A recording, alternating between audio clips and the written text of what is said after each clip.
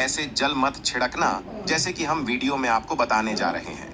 दोस्तों, मुख्य द्वार पर गलत तरीके से जल छिड़कने से घर बर्बाद हो जाता है। और दोस्तों, हो सके तो जब भी घर के मुख्य द्वार पर जल छिड़काव करें, तब गणेश जी का यह मंत्र जरूर बोले, जो कि कुछ देर बाद हम आपको वीडियो में बता देंगे।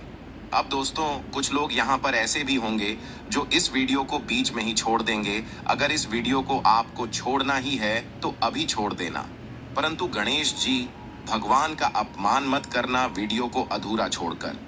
इसलिए आप घर के मुख्य द्वार पर जल कैसे छिड़कना है, इस कार्य विधि को पूरा ही देखें। आधा अधूरा देखने से समझ लेना आप भगवान का अपमान कर रही हैं। दोस्तों, बहुत समय से आप लोगों के प्रश्न आ रहे हैं कि मुख्य द्वार पर जल छिड़कने का सही समय क्या होता है और सही विधि क्या होती है।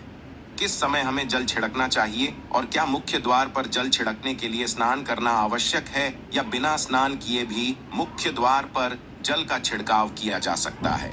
झाड़ू लगाने से पहले या फिर झाड़ू लगाने के बाद जल छिड़कना चाहिए। और एक और प्रश्न आया है कि क्या पीरियड्स में हम अपने घर के मुख्य द्वार पर जल का छिड़काव कर सकते हैं या मुख्य द्वार पर दीपदान कर सकते हैं।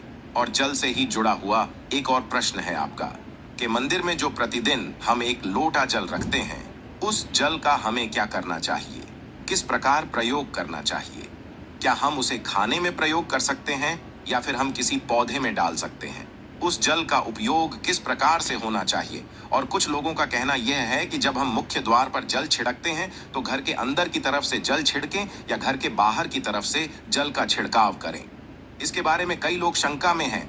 आज यह शंका भी दूर हो जाएगी और मुख्य द्वार पर जल छिड़कने से संबंधित आपका अगला प्रश्न है कि कई ऐसे लोग हैं जो कि फ्लैट में रहते हैं, कुछ ऐसे लोग हैं जो कि किराए के मकान में रहते हैं, एक ही कमरे में रहते हैं, तो उन्हें अपने घर पर मुख्य द्वार पर दीपदान किस प्रकार से करना चाहिए। अगर वहां पर मुख्य द्वार से जुड़े हुए उपाय करें। तो आज की वीडियो पूरी तरह से आपके प्रश्नों पर ही आधारित है। मुख्य द्वार पर जल छिड़कने का सही समय क्या होता है और सही विधि क्या होती है। तो देखिए, अगर आप मुख्य द्वार पर जल छिड़कते हैं तो आपको ध्यान रखना है कि जल आप एक दिन पहले ही, मतलब रात को सोने से पहले, एक पात्र में कोई भी आप पात्र ले सकते हैं। जैसे कि आप एक तांबे का भी पात्र ले सकते हैं।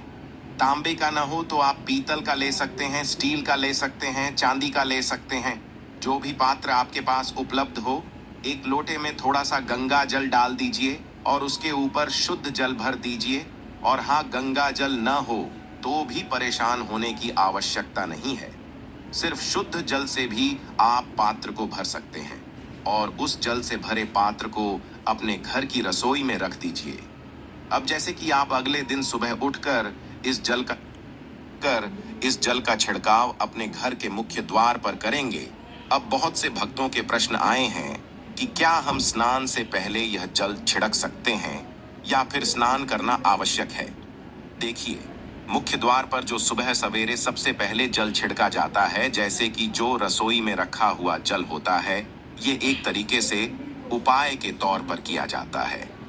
दोस्तों, घर में किसी भी प्रकार की परेशानी हो, किसी भी प्रकार के दुख दर्द रहता हो, गरीबी हो या फिर कलह क्लेश बहुत अधिक रहता है, मतलब किसी भी प्रकार की नकारात्मक ऊर्जा से आप परेशान हैं, बहुत समय से परेशानियों में ही घिरे हुए हैं, तो ऐसे में घर की रसोई में रखा जाता है और यही जल घर के मुख्य द्वार पर सुबह उठकर छिड़का जाता है। इस जल के छिड़काव से आपके घर की कोई भी परेशानी हो बहुत शीघ्र समाप्त हो जाती है। इस उपाय को करने से आपके घर में सुख समृद्धि भी आती है, कलह कलेश से भी मुक्ति मिलती है, बीमारियों से भी मुक्ति मिलती है।